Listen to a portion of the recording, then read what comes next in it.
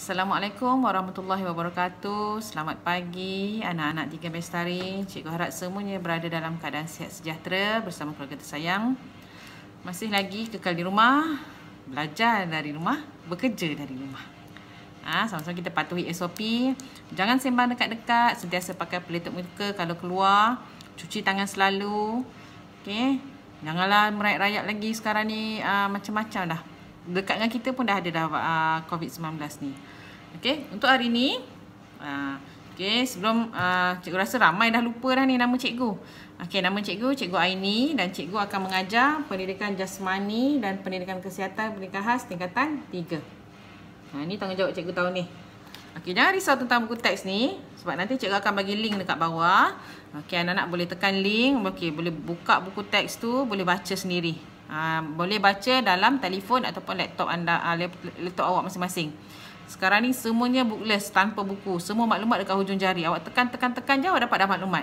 Awak tekan awak dapat dah maklumat. Cuma cikgu adalah perantara. Cikgu adalah perantara untuk awak belajar. Bila ada buku, bila ada cikgu, seronok sikit kan? Okey, hari ni kita nak belajar tentang pendidikan kesihatan. Okey, boleh buka muka surat 117. Okey, pendidikan kesihatan reproduktif dan sosial ataupun PIRS. Ini. Kita nak belajar tentang kesihatan diri dan reproduktif. Apa yang dimaksudkan dengan kesihatan diri dan reproduktif? Ini adalah gambar-gambar murid-murid dalam kelas. Allah, rindunya nak masuk kelas. Seronoknya kalau kita dapat masuk kelas kan. Dah lah kelas kita kelas baru kan. Kelas baru, aircon baru, cikgu. Cikgu adalah seorang dua yang baru kan. Okay, apa objektif kita hari ni? Yang pertama, kita nak mengenal pasti gender. Apa itu gender? Yang kedua, membincangkan identiti gender dan peranan gender itu sendiri. Yang ketiga, menganalisis berkaitan proses sosialisasi dengan identiti gender dan peranan gender. Dan yang keempat, menjana idea bagaimana proses sosialisasi ini boleh mempengaruhi identiti gender dan peranan gender itu sendiri. Okey, buka muka surat 118. Apa itu gender? Cikgu, apa ni gender? Gender ni merujuk kepada persepsi masyarakat tentang tata cara pertuturan dan tingkah laku seseorang lelaki atau perempuan. Okey, boleh tengok kat bawah ni, dia ada info. Bawah ni. Glosari dia boleh baca. Apa tu gender? Allah, masuk pula ustaz sebelah. Okey, boleh baca bawah tu ya. Okey, gender yang pertama jantina. Yang kedua dari segi bahasa linguistik, golongan jenis kata dalam tata bahasa satu bahasa seperti maskulin, feminin dan neuter. Gender tu adalah jantina lah. Maksud yang sama. Okey, apa dia yang selalunya orang kata signifikan dengan lelaki? Apa yang signifikan tentang perempuan? Kita tengok atas tu yang lelaki, yang gambar anak panah biru tu. Okey, apa dia ciri-ciri lelaki? Kita nak belajar lelaki. Pertama, suara garau. Suara dia besar lah. Okay, yang kedua, lasak. Okay, suka main bola, suka masuk hutan, suka aktiviti-aktiviti lasak lah. Okay, yang ketiga, sukar untuk dipengaruhi. Yang keempat, maskulin. Bergaya. Dia besar maskulin. Okay, yang perempuan pula, apa dia? Ciri-ciri gender dia. Pertama, suara nyaring. Tidak lasak, lemah lembut je. Lemah lembut je orangnya. Okey, yang ketiga, bersifat empati, selalu kesian dekat kawan-kawan, cikgu kesian dia nak pergi tanda, kita temanlah dia takut. Macam itulah. Okey, yang keempat, feminin. Yalah, pakai baju kan, dah nak pakai cantik-cantik, anggun, pakai tudung, dah pandai dah apa? Pakai selendang, lepas tu pakai tudung, dia lilit sana, lilit sini, pakai kasut tinggi, dia feminin. Cantik. Okey, itu tentang jantina, lelaki dan perempuan. Dah faham dah apa tu gender? Apa dia yang selalu masyarakat anggap tentang lelaki? Lelaki tu macam mana? Perempuan tu macam mana? Itu adalah persepsi masyarakat tentang lelaki. Okey, kita masuk yang kedua, orientasi seksual. Apa itu orientasi seksual? Okay, dalam tingkatan 2 dulu, awak dah belajar dah orientasi seksual ni, dah ada 3 Okey, tingkatan 3 ni awak belajar lagi orientasi seksual tu apa. Ni macam pengulangan, ada 3 jenis. Yang pertama, heteroseksual. Yang pertama apa dia?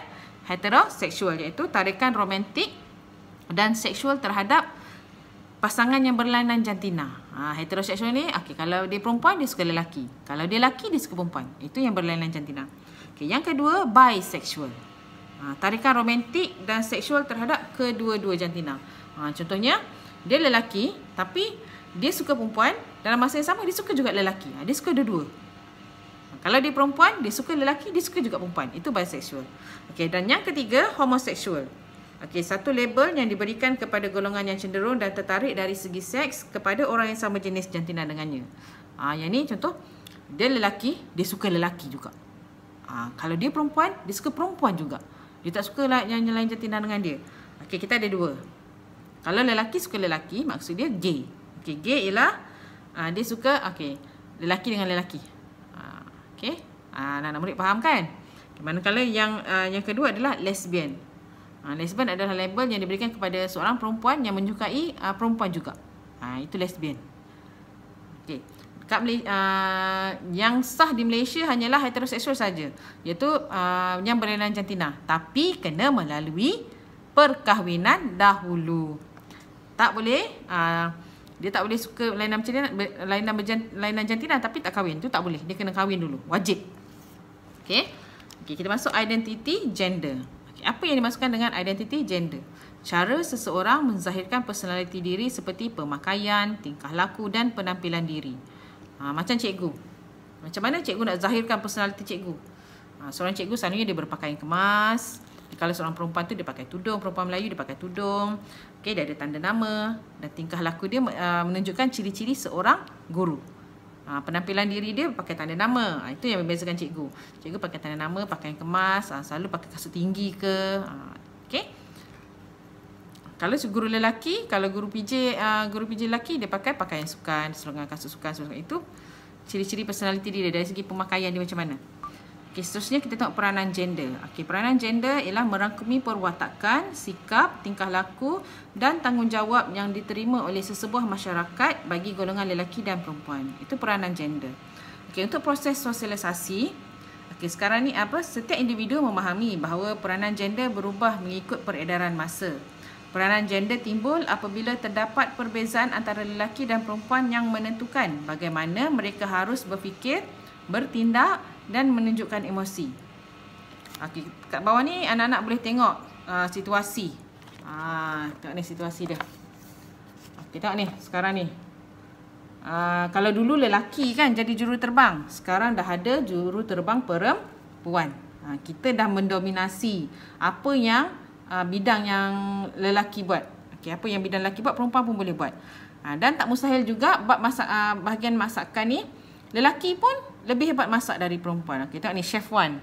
Okey, lelaki lebih berminat menjadi tukang masak. Okey. Kalau dulu sinonim dengan perempuan tu memasak, lelaki jadi pilot ataupun lelaki jadi juruterbang. Jadi sekarang kita boleh yang perempuan boleh jadi juruterbang, boleh menceburi bidang lelaki, dan yang lelaki boleh juga menceburi bidang perempuan, iaitu bahagian memasak.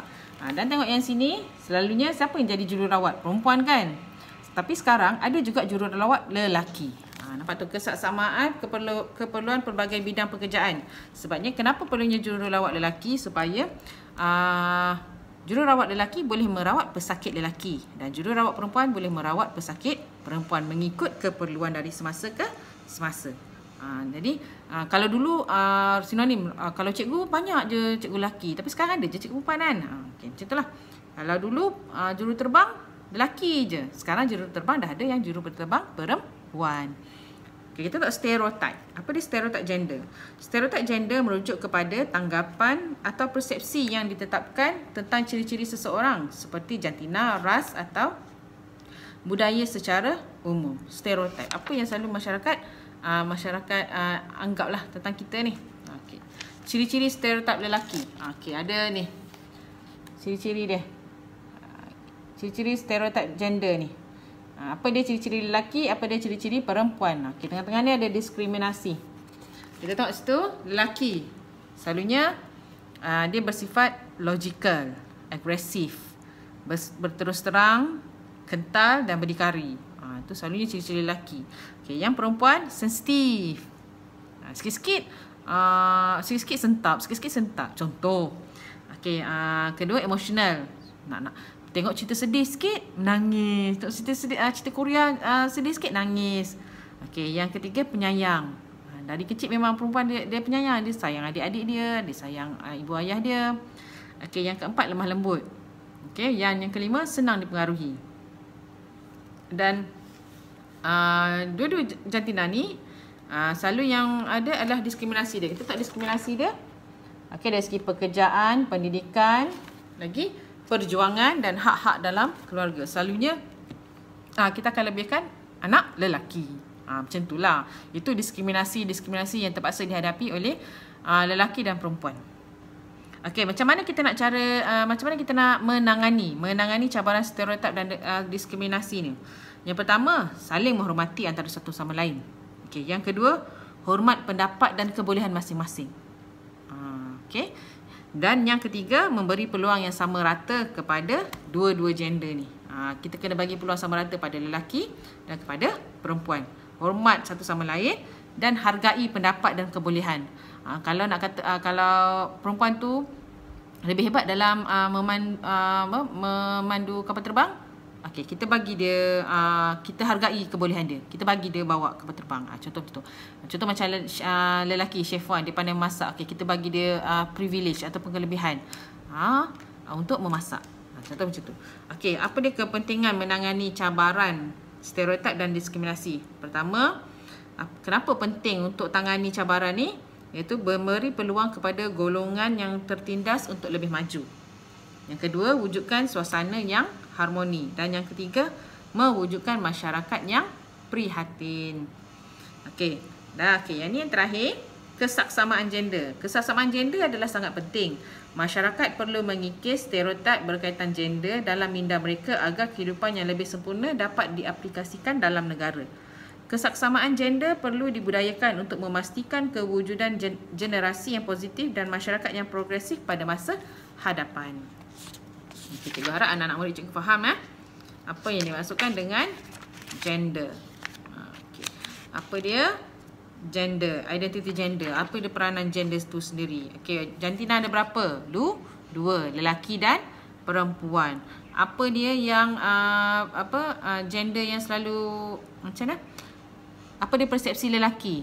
Gender lelaki selalunya suara dia garau, lasak, suka dipengaruhi, maskulin. Kalau perempuan, suara dia nyaring, dia tidak lasak, dia bersifat empati, dia feminin.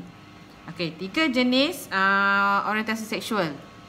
Apa dia? Ingat lagi tak? Heterosexual, bisexual dan homoseksual. Ingat ada 3. Ada 3 jenis orientasi seksual.